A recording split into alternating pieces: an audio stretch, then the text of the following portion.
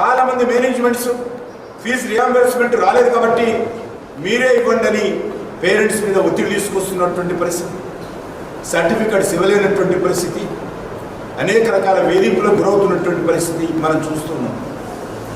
సుమారు 8,000 కోట్ల రూపాయలు విద్యా సంస్థలకు ఫీజు రియంబర్స్మెంట్ ఇవ్వాల్సిన అవసరం ఇంక ఈ సంవత్సరం లెక్క పెట్టాలి. అంతేకాకుండా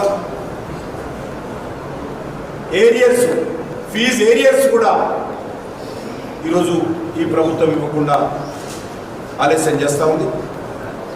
విచిత్రం ఏంటంటే ఎస్సీ, ఎస్టీ, బీసీ విద్యార్థుల స్కాలర్షిప్స్ కూడా మరి ఈరోజు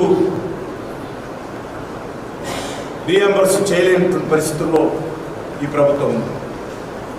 అంతేకాకుండా ఈరోజు విద్యారంగ వ్యవస్థ ఏంటంటే గురుకుల విద్యాలయాలు విద్యార్థులు ఆత్మహత్యలు పెరిగిపోతూ ఉన్నాయి. వాళ్ళు తినేటువంటి ఆహారము పాయిజన్ అవుతూ ఉంది. వందల మంది విద్యార్థులు ఈరోజు మరి ఫుడ్ పాయిజన్ కారణంగా హాస్పిటల్లో చేరాల్సినటువంటి దయనీయమైనటువంటి పరిస్థితుల్లో ఈరోజు విద్యారంగ వ్యవస్థ ఉంది.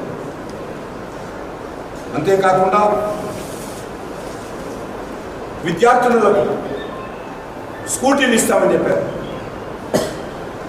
ఏ విషయం కూడా ఈరోజు ఆలోచన చేసినా కూడా రాష్ట్రంలో ముఖ్యమంత్రి గారు ప్రకటనలు చేస్తున్నారు, పెద్ద పెద్ద ప్రకటనలు, కానీ చిన్న చిన్న పనులు కూడా ముందుకు సాగడం లేదు.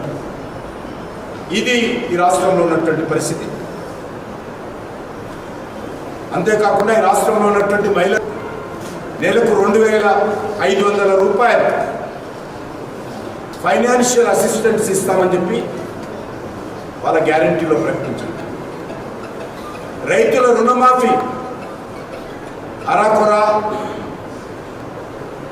ఇంకా పూర్తి చేయలేదు. రైతులకు సంబంధించినటువంటి రుణమాఫీ కానీ, రైతులకు ఇస్తానన్నటువంటి 15,000 రూపాయలు కానీ, రైతు కూలీలకు ఇవ్వాల్సినటువంటి 10,000 రూపాయలు కానీ, కౌలు రైతులకు ఇవ్వాల్సినటువంటి ఆర్థిక సహాయం కానీ రాష్ట్ర ప్రభుత్వము పూర్తిగా మొండి చేయి చూపుతా ఉన్నది. అందుకే ఈరోజు మరి గతంలో మీకు అందరూ తెలుసు, జీవో 317 పైన 50,000 మంది ఉపాధ్యాయులు ఉద్యోగస్తులు మరి కాంప్లైంట్ చేయడం జరిగింది. తమ యొక్క గ్రీవెన్సెస్ను రిజిస్ట్రేషన్ చేశారు. ఏ ఒక్కటి కూడా ఈరోజు వరకు పరిష్కారం చేయలేనటువంటి పరిస్థితులు. అందుకే ఈరోజు ఈ యొక్క ఎన్నికల్లో ఉపాధ్యాయులు కానీ,